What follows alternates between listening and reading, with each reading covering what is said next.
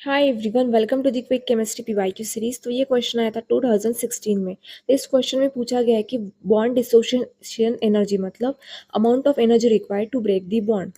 Amount of energy required to break the bond. ठीक है, तो जैसे हम पीरियोडिक टेबल में जाते हैं टॉप टू द बॉटम, तो यहाँ पे जो साइज होती है वो इंक्रीज करती है, एटॉमिक साइज जो है वो इंक्रीज करती है, इसलिए जो बॉन्ड लेंथ होती है वो भी इंक्रीज करती है। ठीक है, जैसे कि ये फ्लोरीन का साइज है, इनका बीच का जो बॉन्ड लेंथ है वो छोटा है। जैसे ही हम क्लोरीन के पास जाते हैं इसका साइज भी इंक्रीज करेगा, बॉन्ड लेंथ भी इंक्रीज करेगा। इसी तरह से यहाँ पे ब्रोमीन के बीच में भी यहाँ पे बॉन्ड लेंथ इंक्रीज करेगा। तो यहाँ पे जितना ज़्यादा बॉन्ड लेंथ उतना वो बॉन्ड वीक होते जाता है। तो ये वाला जो आयोडीन आयोडीन का बॉन्ड है ये वीक बॉन्ड है। वीक बॉन्ड है इसलिए हमें यहाँ पे जो बॉन्ड डिसोसिएशन एनर्जी है वो बहुत कम लगेगी।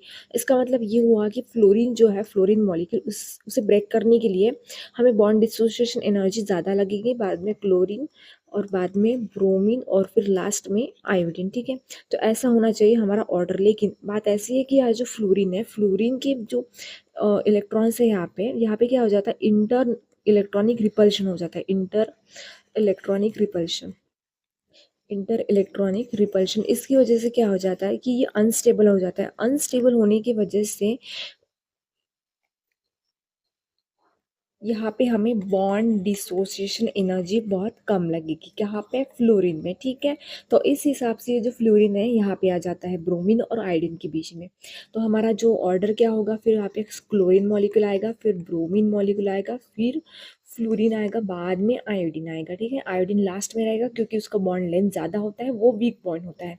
तो इस हिसाब से हमारा आंसर हो जाएगा ये सी वाला। ठीक है, फर्स्ट वाला ऑप्शन करेक्ट नहीं करना है, फ्लोरीन जो है वो थर्ड प्लेस पर आएगा। ठीक है, तो ये हो जाएगा अपना option C correct. If you find this video helpful, don't forget to subscribe my channel.